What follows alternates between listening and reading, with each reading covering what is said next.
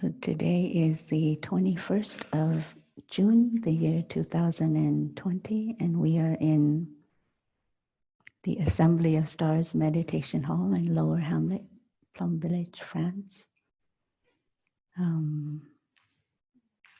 It feels good to be able to just spend a few moments to come back to our breathing, just enjoying being with our body, being with our breathing, a few moments of relaxation.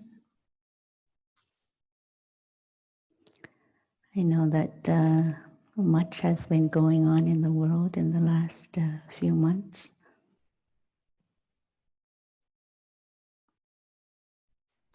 With the pandemic, and which has exposed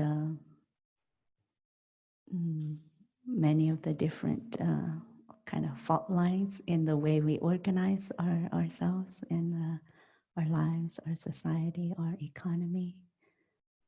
And so there's a lot of suffering coming up from that. And also I come from America. So in the last few weeks, I've also been following the news and all of the protests going on in America. And so I've been also a bit in touch with the suffering that's going on in that area and the suffering that's coming up in myself. And so there's a lot coming in from the outside, a lot coming in, a lot of news, a lot of suffering, but at the same time, a lot of good things happening, a lot of good news coming in as well. And even within our community, there are things that are going on. So I'm just sharing a little bit about what I've been processing for the last few months, last few days or so. In terms of the community in Lower Hamlet, we're also experiencing a bit of unemployment as well.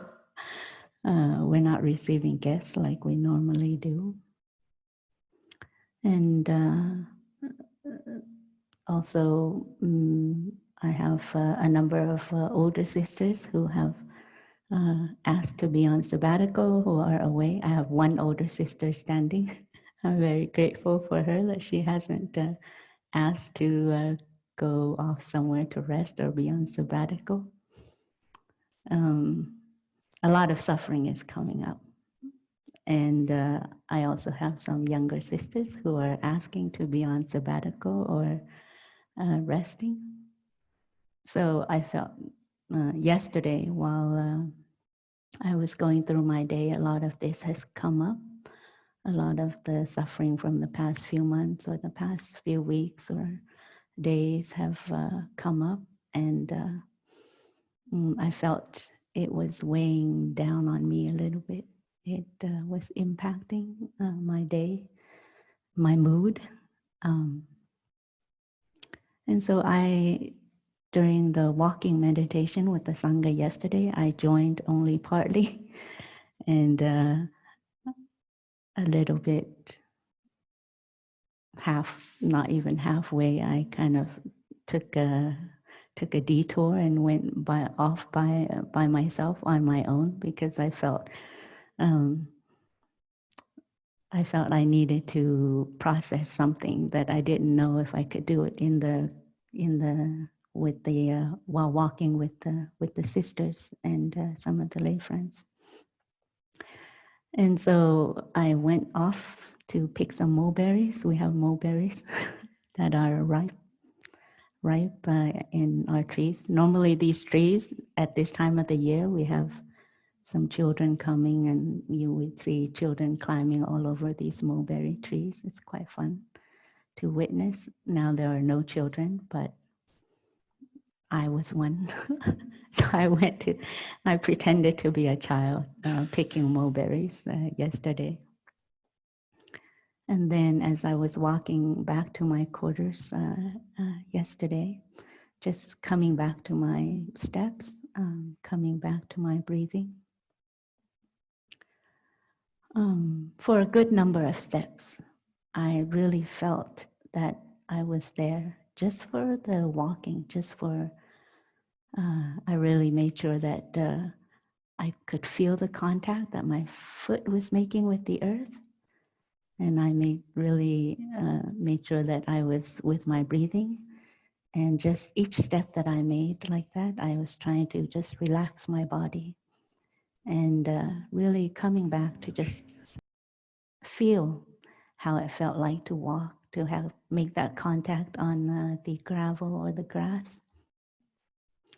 And just letting my eyes take in all of the greenery that's available around here. And I'm very grateful that we live among trees. So I was letting all of those things come in and really feeling my steps and allowing me to just be relaxed in the present moment, just coming back to my body, focusing on my breathing and the relaxation happening in each step. And after a while, a question. So I was able to access some peace and some joy and some happiness. And when I was almost back to my quarters, then a question came up. And I said, so all the suffering that's happening, whether outside of the community or inside the community or even inside myself, how can that take away from me enjoying walking in this present moment? Was it able to strip my capacity to walk peacefully in this present moment? And the obvious answer was no, because I just experienced some moments of peace and joy and happiness just by allowing myself to come back to the present moment and come back to feeling my feet touch the earth, feeling my body relaxed, enjoying the ability to be able to breathe freely. I don't have allergies this season, and I'm very grateful. My nose is not running. Maybe all the flowers that have caused my allergies are not around. So I was just feeling very grateful to be able to breathe take some breaths like that, and being very grateful to have lungs that are in good function, good working order. So I felt it was a moment that just reminded me once again that although the suffering is there, we may experience some suffering. Suffering may be present in the present moment, but that's not all there is. While the suffering is there, while the difficulties are there, while the afflictions are there, but also the peace, the joy, the happiness is also there, and it's also available. And so for the first time, I felt I didn't have to get rid of the suffering, or I didn't have to transform completely my suffering or my difficulties in order to access peace or joy or happiness, that I could do it. I could do it by allowing myself, making the choice to come back to the present moment, making the choice to water the seeds of joy and peace and happiness at that moment. And that's not to say that we are forgetting about the suffering or kind of bypassing our suffering. It's that we have to remember that while suffering is there, peace and happiness can also be available. So I was touching a little bit that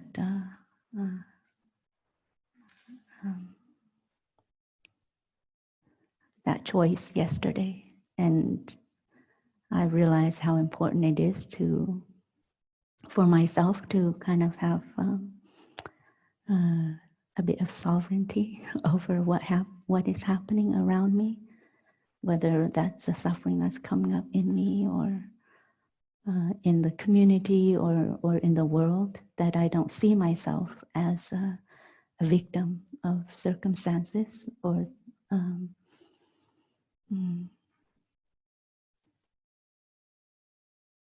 and I'm able not to see myself as a victim of circumstances because I'm able to come back and access peace or happiness right here. So to regain a bit of sovereignty over what's happening right now within or around me. So that was my practice yesterday. I wanted to share a little bit about that. I've been also reflecting a bit how there is a bit of unrest. I could feel it in the community, a bit of craving. And I see it too when I read the news or see some videos on the internet, that there's kind of a craving for normalcy. We're all having a bit of that craving. We want to get back to normal. We want to be able to go about our days without thinking about the pandemic or the protests or etc. Some of us, we really crave for normalcy. In Plum Village, there's a bit of craving for normalcy as well. When we can reopen and receive guests again and things like that. Or right now, our community is looking into organizing retreats online, and it's something a bit new for us.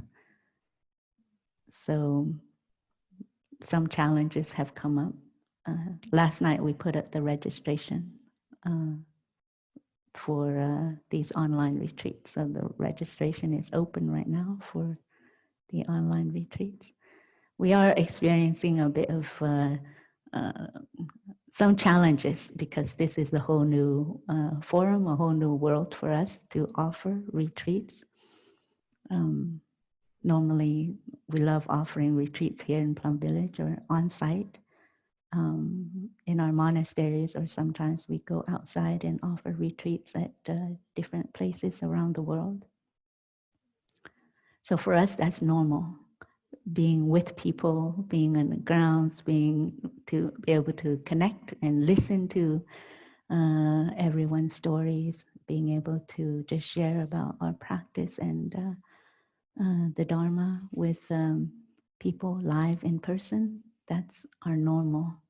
So we are a bit craving some of that too. Also, just interactions among the three hamlets. Right now, we are still doing our best to protect each other and also to protect those who are on the front lines right now and save them some work, I guess, to be able to not burden those who are working so hard day and night on the front lines. So we as a community, we're trying our best to protect ourselves. And so we haven't also, among the three hamlets, 4 hamlets here in Plum Village, we have not really had a day where we all got together and had a full day of mindfulness like we normally do. So each hamlet is, we're in our own hamlet today. I'm just speaking to lower hamlet sisters and friends, and I'm very happy to be able to do so. It's a different feel Normally when you're sitting up here, then you see the hall is packed with people all the way to the back, to the back wall, and sometimes on the veranda. But we don't have those days of mindfulness now. So there's a bit of craving for normalcy, I must say, and it's quite strong in the community too. So I can imagine how strong it is in households all over the world, and in companies or in different places. And but at the same time, I feel quite grateful that we do have this time of lockdown and a bit of isolation. And because we're not experiencing normal, we have a chance to see what normal is. What is it that has been feeding our joy or our happiness, or the kinds of things that have been feeding our suffering? And we're very lucky here in the community that we have discussions and different ways of looking at what normal is to us. And when we speak about normal, we always have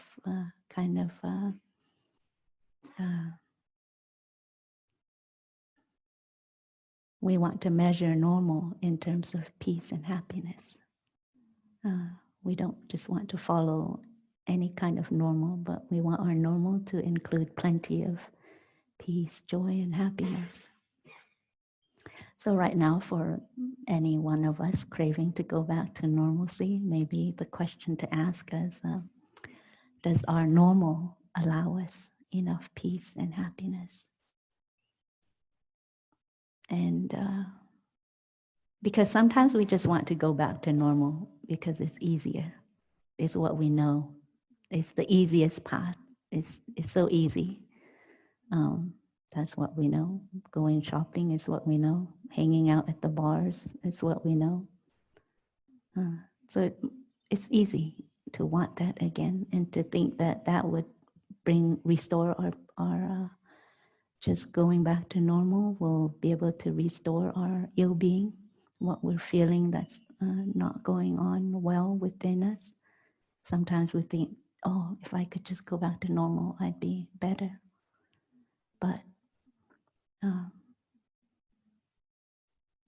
sometimes our normal is probably with a lot of tension and we didn't realize it. But we still want to crave to go back to normal, a 9-to-5 job that probably stresses us out. Like 6 hours of the 8 hours that we work. So kind of taking some time to examine what normal is to us, and seeing whether or not we have the courage to let go of normal.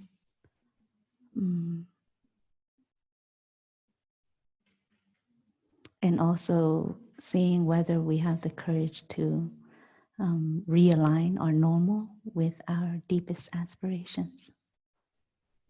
I think it's a good, the pandemic and all of the circumstances happening right now is offering us a huge opportunity to re-examine normal and to have a moment, have the chance to make choices, especially choices that will allow us to realign with our deepest aspirations. Like for those of us who have the deep aspiration to love, whether it's to love our family or to love our children, to love our community, to love all beings, we can look at our normal and to see the things that we do every day. Is it in alignment with this deep aspiration to love? The things that we say, the things we think about, the things that we do. do we have the courage to realign normal with our deep aspiration to love?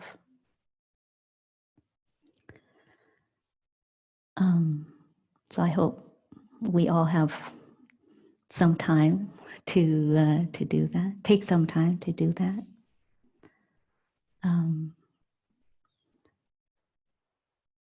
I spoke about some of the suffering happening earlier, and just this craving for normalcy. We're quite lucky in Plum Village that we have this wonderful practice called no waiting.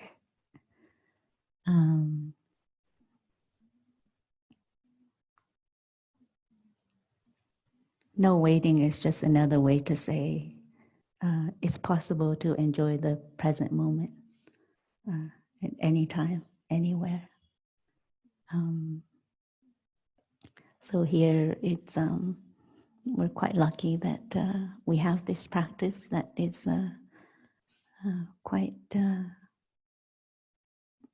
deeply embedded in our daily life, in our daily activities, in our daily way of being, so that it's a bit easier for us to manage the craving for normalcy or waiting for the pandemic to be over, things like that. Waiting for the world to get better. We don't have to wait. In this moment, we can, each one of us, we can access peace right away. Each one of us, we can access happiness right away. When we have a chance to come back to the present moment, coming back to our breathing, bringing the mind home to the body, we also have a chance to get in touch with what's going on. And what's going on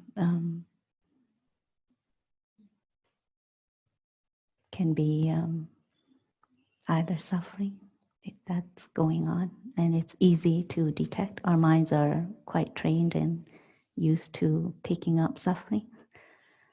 But the other part that's going on is the wonders of life, the conditions of happiness that we have, and they're always available. So we have to train ourselves to be able to recognize and access all of the conditions of happiness that we have right now. The trees, our children. This orchid is quite beautiful right here. I didn't expect to see an orchid today, given that we haven't been out shopping or things like that. It's an unexpected gift, the orchid. So we have plenty of conditions of happiness available, and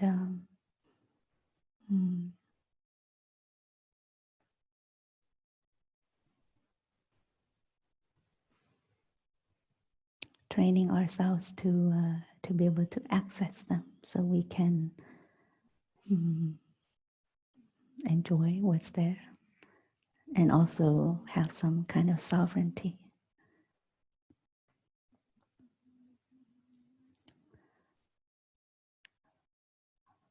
I wanted to keep the talk very short today, but there's one more idea I'd like to introduce to you. I thought about what was going on in our community as well as in the world right now, and just what was the news that I've been following, and the different things that I've been seeing. I just thought that what's helpful are kind of suggestions, I guess, real actions for healing. And what would those actions look like? So of course in Plum Village, there's so many things we offer, quite a lot of very concrete things that we can take into our daily lives to be able to take care of the suffering that's going on. But today I will just narrow it down and share with you about Bodhisattvas. We have a practice we call invoking the names of the Bodhisattvas. It's in our chanting book. You can probably also find it on our plumvillage.org website. So the idea of a bodhisattva, for those of you who don't know what bodhisattvas are, I think most of you do. Bodhisattva is anyone who is awakened or enlightened, or an awakened being, an enlightened being, or someone who has courage, compassion, insight, love. Before, I guess I should write the word on the board.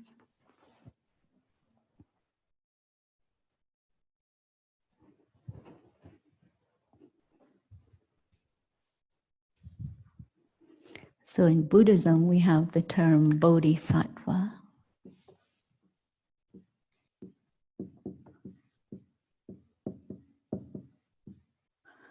And bodhi means enlightened or awakened.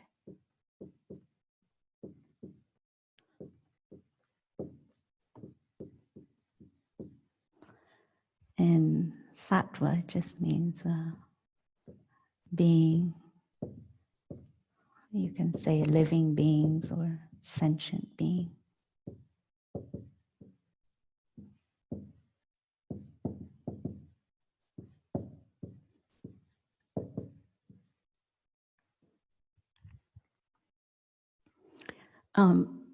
Before, some schools of Buddhism, they say a bodhisattva is someone who is a living being or a sentient being who is on the way to enlightenment or looking for enlightenment, looking for awakening, on their way to being a fully awakened one or on the way to being a fully enlightened one. And that is the definition of bodhisattva for some schools of Buddhism. As you know, in Plum Village, our motto is there's no way to enlightenment. Enlightenment is the way. So already, if you are on the path to being enlightened or awakened, you are already experiencing enlightenment or awakening. There's no end destination of fully enlightened or fully awakening that we have to get to. But and so bodhisattva in the Plum Village tradition would be any awakened being, any enlightened being. It could be small enlightenment, big enlightenment. So any person, anyone who has some kind of awakening to the suffering that is going on in the world, anyone who has any kind of insights to the suffering that's going on right now, whether it's in ourselves or in the world around us, and also making a commitment to do something about that suffering. So that person could be considered as a bodhisattva. And so when we understand bodhisattva in that way, we see that there are plenty of bodhisattvas around us. Each one of us is a bodhisattva. And we can also recognize bodhisattvas all around us, not just in our community, but all over the world right now. And so I would just like to read some of the contemplations on some of the bodhisattvas. I would just like to share with you about five bodhisattvas and their different characteristics, what it is that they offer, the kinds of energies and the kinds of enlightenment or awakening that these bodhisattvas offer to our world. And each one of these bodhisattvas we can recognize within us and all around us. So the practice is one that tradition in our chanting book is called Invoking the Bodhisattvas' names. But it occurred to me that the word invoking here, in my novice years, I understood it as just, calling out someone's name, like Avalokiteshvara or Manjushri or Samantabhadra, etc. And just saying their names and remembering their qualities. That was what I thought invoking meant. But recently I felt this word invoking is actually a call to action. And each of these, the qualities and each of the energies that are described in this text is a call to action. The actions of body, speech, and mind.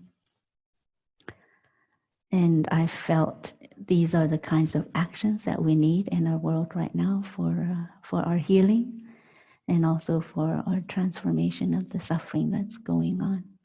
So I'd like to take a few moments to read some of the about some of the bodhisattvas. We invoke your name, Avalokiteshvara. We aspire to learn your way of listening in order to help relieve the suffering in the world. You know how to listen in order to understand. We invoke your name in order to practice listening with all our attention and open-heartedness. We will sit and listen without any prejudice. We will sit and listen without judging or reacting. We will sit and listen in order to understand. We will sit and listen so attentively that we will be able to hear what the other person is saying and also what is left unsaid. We know that just by listening deeply, we already alleviate a great deal of pain and suffering in the other person.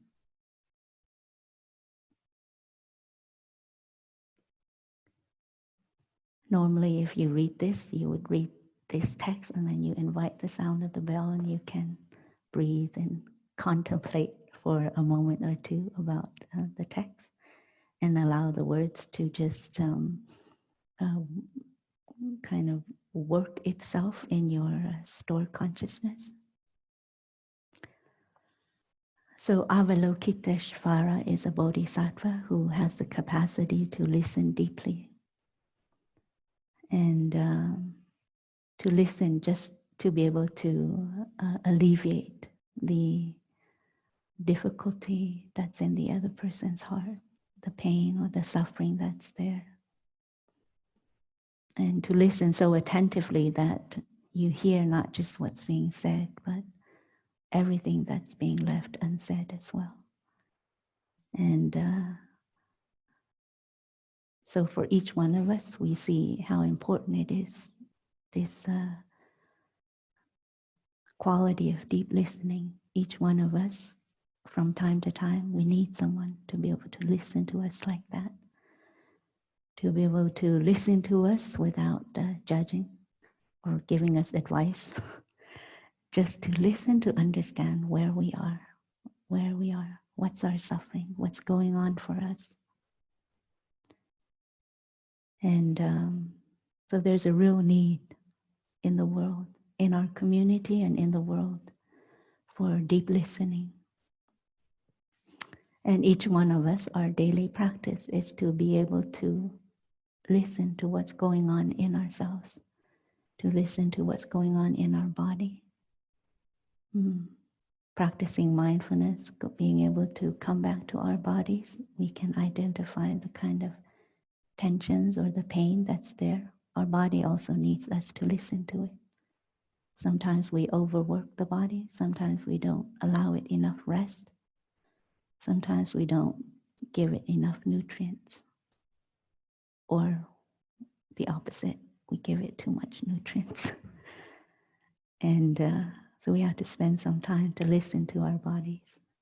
And we have to also spend some time to listen to what's going on in our feelings, in our perceptions, also in our consciousness. A lot of the kinds of thinking, a lot of the feelings that we have, perceptions that we have to be able to listen and to understand the nature of the feelings, where they're coming from, the nature of our perceptions. Are they wrong perceptions? So cultivating the capacity to listen to ourselves is very important. And I see in Plum Village we're quite lucky. We still have many moments throughout the day. Well, every day we have many opportunities to listen to ourselves. And also in the way we organize our lives, we have opportunities to listen to each other in classes or in Dharma sharing, in sharing circles. So we're constantly offering ourselves this quality of deep listening and offering other people the quality of deep listening. With many of the protests that are going on in America right now, I saw some interviews. I was able to watch a number of interviews and clips on YouTube about some sharings about the suffering of concerning racial justice, racial injustice. And what I heard was that from many of those interviews or the sharings was that the Black people in America, they've been speaking out for a long time. And they've been speaking about the suffering for a long time. So much so that many are experiencing some kind of exhaustion over speaking out all the time, but not being heard. The suffering's not heard. So to be able to listen to someone suffering, to be able to hold a space, provide a space where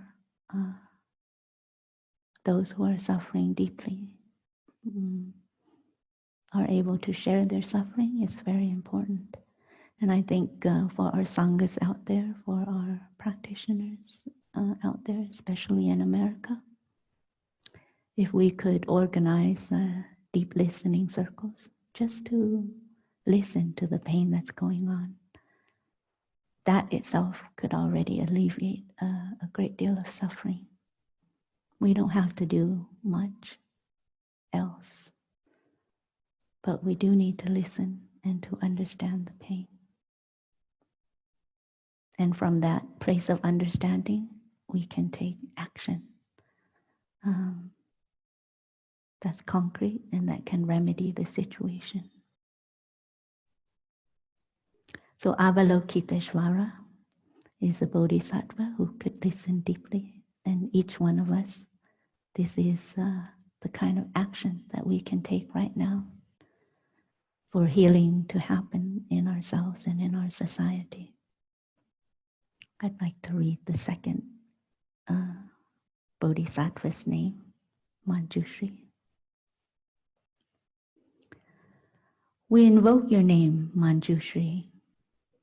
We aspire to learn your way, which is to be still and to look deeply into the heart of things and into the hearts of people. We will look with all our attention and open-heartedness. We will look with unprejudiced eyes. We will look without judging or reacting. We will look deeply so that we will be able to see and understand the roots of suffering, the impermanent and selfless nature of all that is. We will practice your way of using the sword of understanding to cut through the bonds of suffering thus freeing ourselves and other species. So Manjushri is a bodhisattva who has a lot of insights, who has the capacity to be still and to listen to what is going on, to look deeply into what's going on and to be able to see the roots. Tay often says, understanding sets you free. The Buddha said, understanding sets you free. All of our patriarchs have said, understanding sets us free. So Manjushri is someone who looks, who aspires to understand what's going on. Very often when we look into our suffering, our difficulty,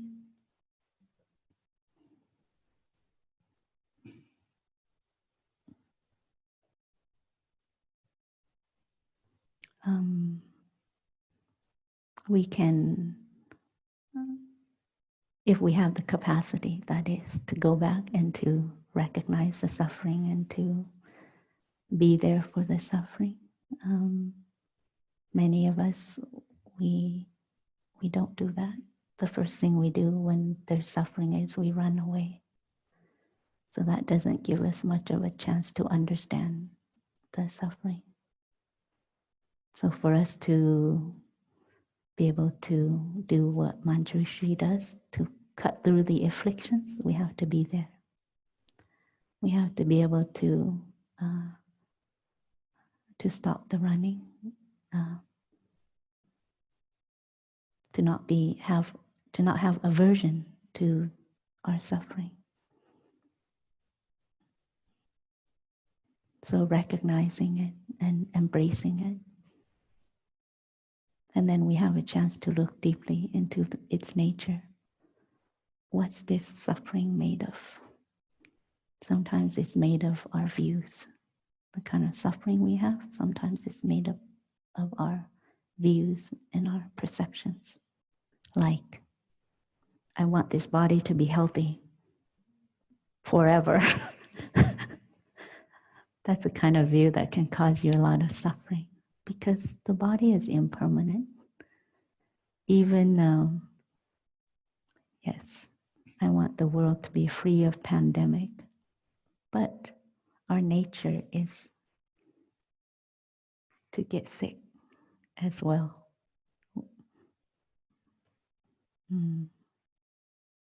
We're vulnerable to illness. We're vulnerable. Our planet itself is also vulnerable to illness. So we cannot expect that the world would be free of pandemic forever. And sometimes just imagining a world free of pandemic would in itself cause some suffering. So that kind of view, or views like, oh, this is who I am, that causes a lot of suffering. Because sometimes when someone has a different view about who you are, then you start reacting right away. You don't want that person to see you like that. That's suffering. Or we say, oh, that sister, she's always like that. That's a lot of suffering. So being Manjushri, coming back and cutting through our afflictions, identifying the kind of roots of our suffering. And the kind of views. For me, I like to very often when I'm looking at my suffering, I look at it, well, we have different kinds of concentrations. I'll just name some, like concentration on impermanence or concentration on interbeing or non-self. And very often I would look at my suffering in through these lenses, and I could recognize, oh, this suffering is because I've forgotten that things are impermanent, for instance. Or this suffering is because I have forgotten that I'm not a separate self, that this is related to everything else. So viewing my suffering and seeing whether we are seeing our suffering and coming back and recognizing and seeing whether we're caught in the permanence of suffering or the separateness of suffering. And so there are some exercises that can help us with this too. For instance, the exercise on visualizing, like if we have a difficulty with someone, just to be able to visualize ourselves 300 years from now. And it's a quick reminder that how impermanent and fragile and precious our life is right now, and how precious our relationship is right now. So visualizing suffering 300 years from now. Or you can go back and you visualize the suffering 300 years ago. 300 years ago. I do this when I tend to think that, oh, my actions now don't count. That's a kind of suffering too. Like I feel so powerless that I feel, oh, my actions right now wouldn't count. It wouldn't matter. And then I think, oh, this suffering is here because 300 years ago, somebody probably thought this same thing. So nothing was done about it. Nothing was done about it. So there's some kind of suffering that has, you can identify in yourself that's been passed on generation after generation in terms of thinking, speech, and action. You can identify. And because maybe none of our ancestors actually took any time to invest, to work, and to transform those sufferings. So voila, 300 years later, we are going through the same thing. So it takes some time to look into suffering and see it on a much larger time scale than right now. And it could inspire us to action. Third Bodhisattva.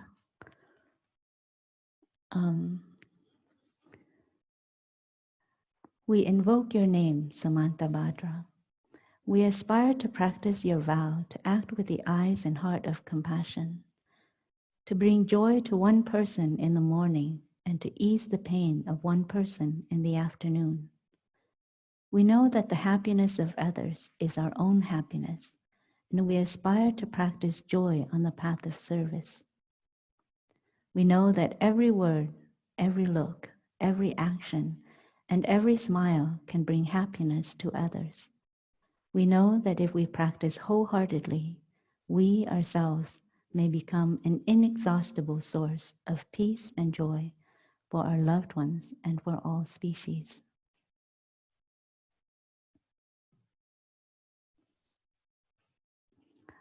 What moves me about this this contemplation is that no act is too small to offer happiness or joy to another person. And the other part that moves me is that when we practice, we become an inexhaustible source of peace and joy. And on my walk back to the quarters yesterday, I felt I was able to touch this a little bit. Because in truth, yesterday I was experiencing a little bit of burnout, just touching so much suffering that's going on around me and in the world. There was a little bit of exhaustion. And However, when I was able to just come back, enjoy my steps, enjoy my breathing, being in the present moment, and experiencing a moment of true relaxation, true rest, and feeling my energy being restored, I got in touch with this inexhaustible source of peace and joy. And I really saw we can access peace and joy. And it wasn't that I would become this inexhaustible peace and joy for everyone. It's that I am capable of accessing this. That joy and peace are inexhaustible. That's what I got in touch with yesterday. That the conditions of happiness are inexhaustible. They're always available. And so when we're able to access them, we also become inexhaustible. I don't know if that makes sense for you. But I was very happy to be able to touch that yesterday. Samantabhadra has always been one of my heroes, I guess. I do recognize many Samantabhadras in our community and all over the world. And everyone could be a Samantabhadra in every single day, small acts that we do. I have sisters who, yesterday I had, when I came back early, I wanted to just take a nap and not eat lunch. And I had two sisters come and knock on my door. It was locked and they knocked anyways. There's no lock in Plum Village. A lock doesn't make sense in Plum Village. So the door is locked and there's like, boom, boom, and I stayed quiet. I was like, the lock must have some kind of function to say, I need to be alone. But it didn't work. So then they went around to my window. So more knocking on the window. And I said, okay, obviously the lock on the door and the closed shutters was not a good enough message. So I thought, okay, well. And then I had a moment where I saw my sisters really being bodhisattvas, because they wanted to care for me. So anyhow, I got out of bed and had lunch with them. It was a very simple thing. They just knocked and offered me lunch, but it offered me a lot of energy. It gave me a lot of joy, and so I had a lot of energy for my nap, which. And anyhow, that was fun. So each one of us, I think we have the capacity to offer a lot of joy and happiness to others around us and to ourselves too. And I think sometimes we have to be a bit creative in our way as well. Now with this new form of interacting, we are, we're lucky here in Plum Village. We have people to interact and offer our joy and happiness to. But for many people out there, maybe one form of interaction is through Zoom. A lot of families, parents cannot see their children or grandchildren, and they can only meet through Zoom meetings. So a lot of families that's their only source of interaction. And some of our friends here, in the beginning, I heard were able to kind of to facilitate, because sometimes in a family gathering, if we don't really know how to structure our time together, it can become like a bit not so nourishing, because we don't know what to do with each other. So if there's a bit of structure to the meetings we have together, we can profit a lot from it. So I just wanted to make some suggestions for families meeting on Zoom, or even ourselves here when we meet with our family on Zoom, is that we have to come prepared. That's the first thing. Always turn on the Zoom meeting prepared to offer something. It could be the sound of the bell. If your family is not too weirded out by breathing together, and experiencing a moment of mindful breathing together, we can offer that to our families. One day I had that though. One day I did offer my family, because all of this news that we're following, and we have this group chat. So there's a lot of hot and heavy news that day, and everybody has a different opinion. So, you know, a lot of messaging back and forth about not so good news. And at one moment I said, could I offer the sound of the bell so we can all breathe together for just a few breaths and experience a few moments of respite. And my sisters, they were so cute. They came in right away. They're like, yes, please. And it was in the middle of the night, actually, in Poplar House.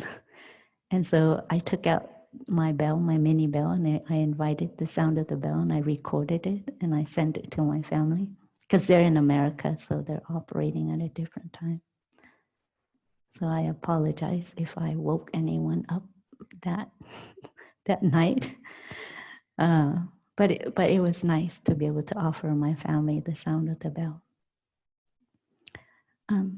So you can offer your family in these Zoom meetings, sound of the bell, or always come prepared to water flowers, to be able to water some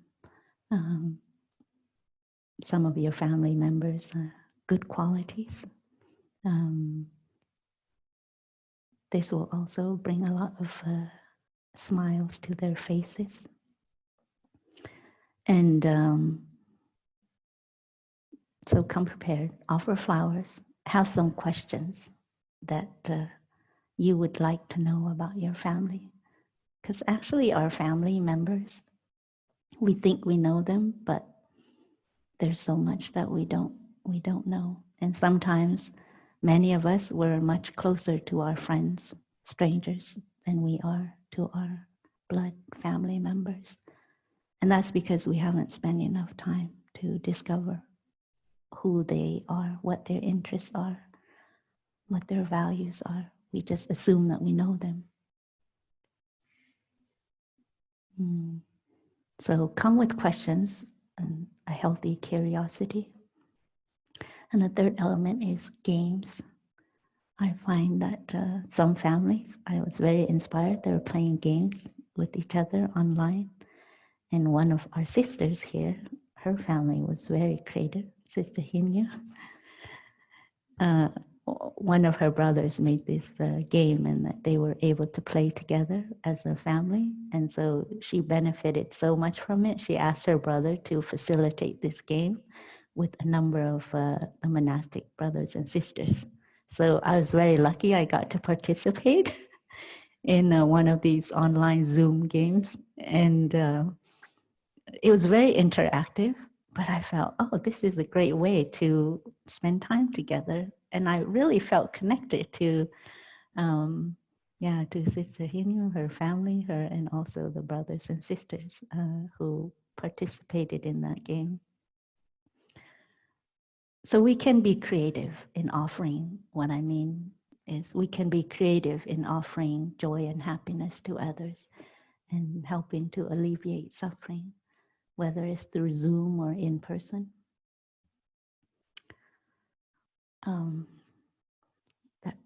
So you can be a Samantabhadra. What is it that you're offering? What are we offering to each other every day? And you have to be able to see it in concrete actions, words or actions. I'd like to read the next Bodhisattva. We invoke your name, Shiti Karba. We aspire to learn your way of being present where there is darkness, suffering, oppression, and despair, so we can bring light, hope, relief, and liberation to those places. We are determined not to forget about or abandon those in desperate situations. We will do our best to establish contact with those who cannot find a way out of their suffering, those whose cries for help, justice, equality, and human rights are not being heard. We know that hell can be found in many places on earth. We will do our best not to contribute to creating more hells on earth and to help transform the hells that already exist.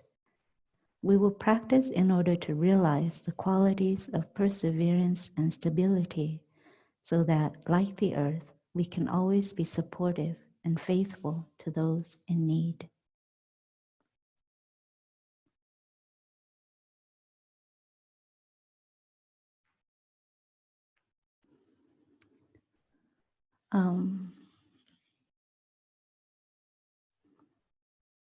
Shiti, the Bodhisattva, Shiti Garba always moves me. Just the aspiration to be there for the suffering of other people. And of course, this, for us, this has its foundations in our own capacity to be there for our own suffering, our own difficulties. What it takes for us to experience some peace and happiness, and we can see right away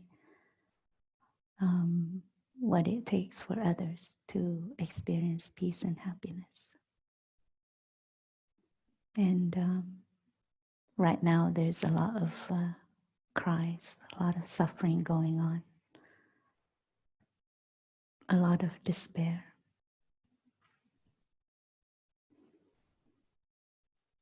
And Shiti Garba, you can find Shiti Garba all over right now.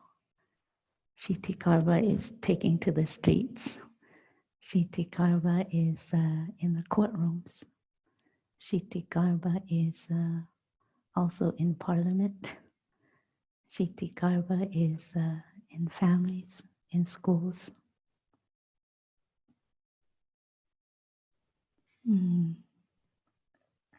So many people doing their best to establish contact with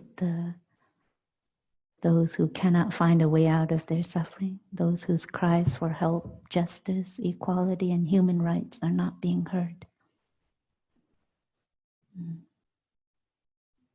I think you can get in touch with this.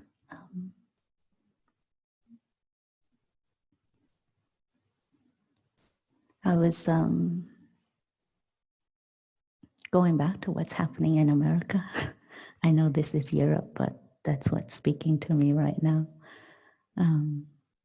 About the protests and on racial justice. I was quite moved, actually, by the number of voices that have been raised to bring more awareness and to bring more change into the situation. And quite a number of voices, fearless, quite a number of fearless voices. And the continuation, they're continuing to voice out, to speak out. And it reminded me, and I send my gratitude out to every one of those voices.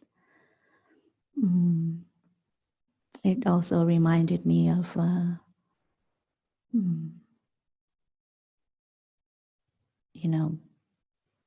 in the 60s or 70s maybe, when things about the climate change, when the scientists were barely speaking out about the situation of climate change. Very few voices, very few of their voices were heard. It was very difficult to be heard. But they continued, they persevered. And today we have more and more awareness on climate crisis than ever. But the issue of racial justice, racial injustice, there have been people speaking out for hundreds of years. Sometimes very lone voices. They were very alone in their voices. But yet they continued. And today we have this kind of rising tide. And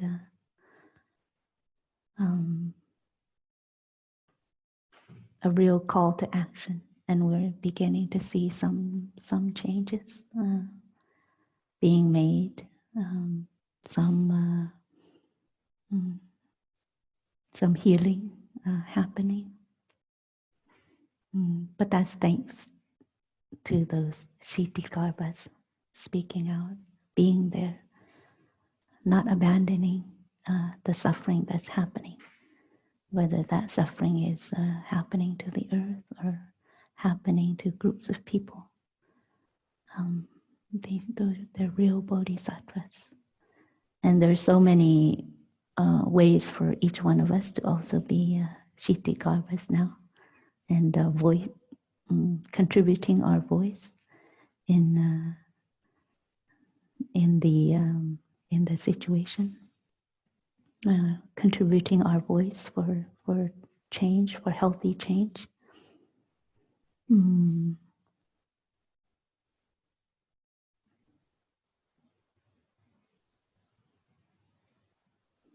you can find out a lot of the ways to do that on the internet as well.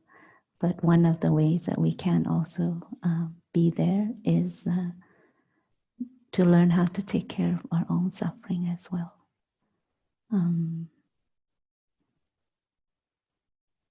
When we can do that, we can easily identify the suffering that's going on and not be blinded and not avoid the suffering that's going on. So the last bodhisattva, I need to wrap this up,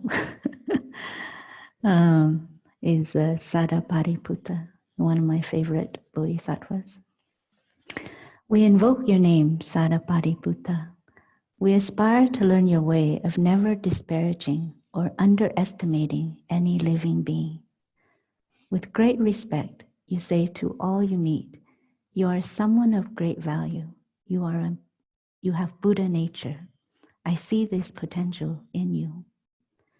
We will look with a wise, compassionate gaze, so we are able to hold up a mirror where others can see their ultimate nature reflected.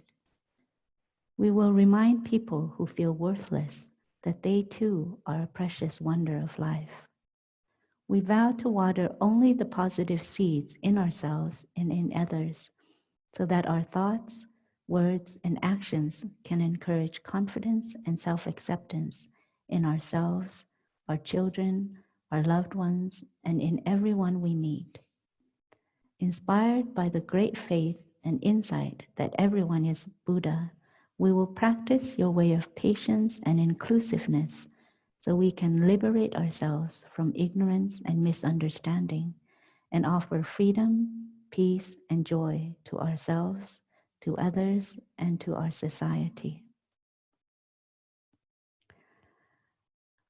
Sadapariputta sounds wonderful, and I have a feeling if I get in contact with Sadapariputta, I feel great right away because this bodhisattva is able to identify the best of me.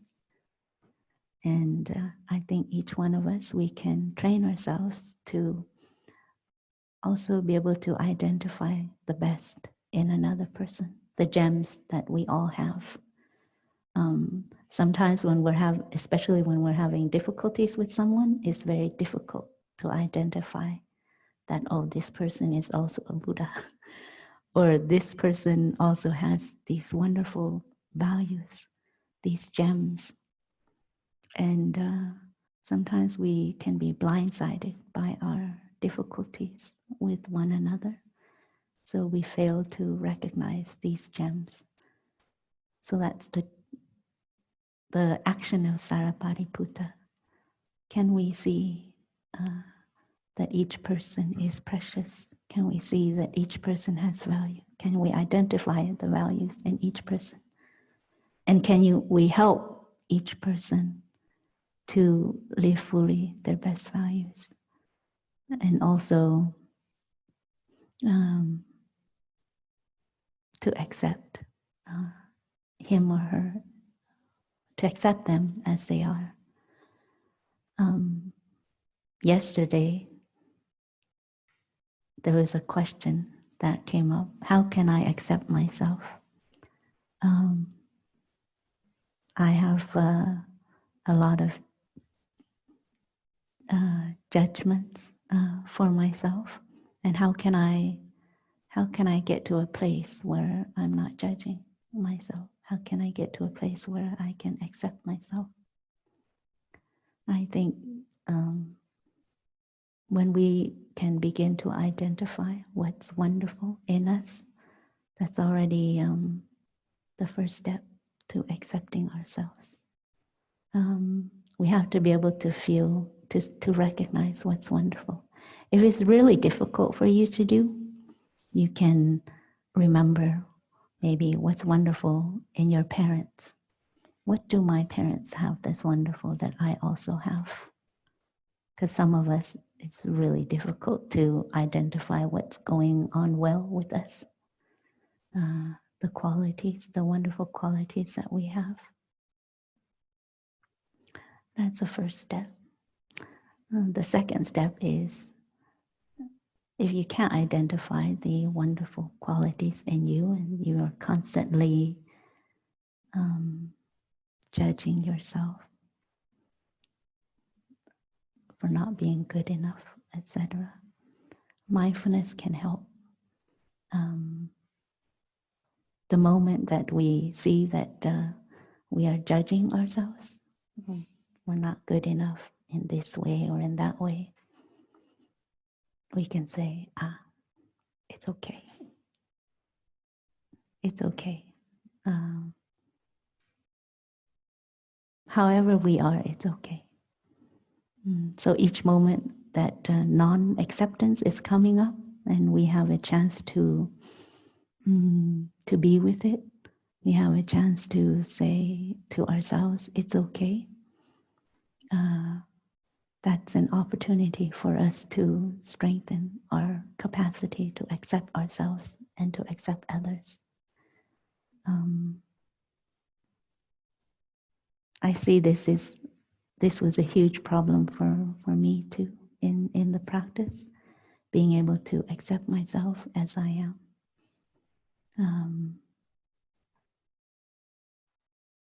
But I also see it's a daily training. It's a daily training. And each time that we have an opportunity to do so, we strengthen that capacity. So if you have a lot of self-judgment, if you have a lot of energy, that resistance in accepting ourselves, it's good that it's there.